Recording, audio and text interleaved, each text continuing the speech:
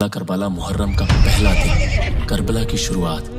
ये बात है करबला की, ये बात है इमाम हुसैन इब्न अली की। एक ऐसी कहानी जहां तलवारें तो बहुत थीं, लेकिन सच सिर्फ एक तरफ था।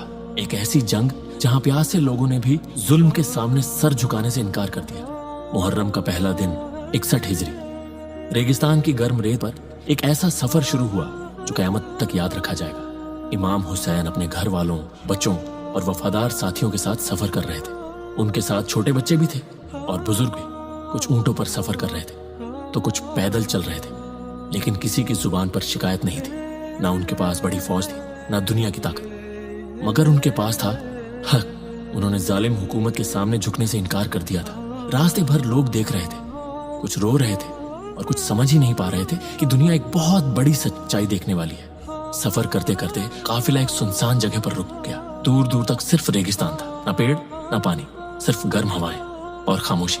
ऐसा लग रहा था जैसे पूरी धरती किसी बड़े हादसे का इंतजार कर रही हो। इमाम हुसैन ने पूछा, इस जगह का नाम क्या है? लोगों ने जवाब दिया, करबला।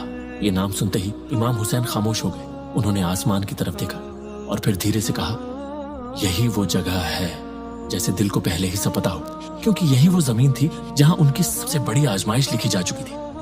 धीरे धीरे काफिले ने वहीं अपने खेमे लगाने शुरू कर दिए। बच्चे थक चुके थे और औरतें सफर की धूल साफ कर रही थी। रेगिस्तान की हवाएं अब और तेज चलने लगी थी। रात धीरे धीरे उतर रही थी। आसमान पर अजीब सी खामोशी थी। करबला की रेत आने वाले वक्त का इंतजार कर रही थी। किसी को नहीं पता था कि कुछ ही दिनों में यही जमीन खून से रंगने वाली है। लेकिन एक चीज साफ थी, इमाम हुसैन डरने वालों में से नहीं थे। उनके चेहरे पर सुकून था, क्योंकि वो जानते थे हक कभी झुकता नहीं, चाहे सामने कितनी भी बड़ी ताकत क्यों ना हो। उस रात करबला में सिर्फ खामोशी नहीं थी, बल्कि आने वाली कुर्बानी की आहट भी थी। करबला की रेत अभी खामोश थी, लेकिन आसमान जानता था कि यहाँ एक ऐसी कुर्बानी लिखी जाने वाली है जो इंसानियत को हमेशा के लिए बदल दे।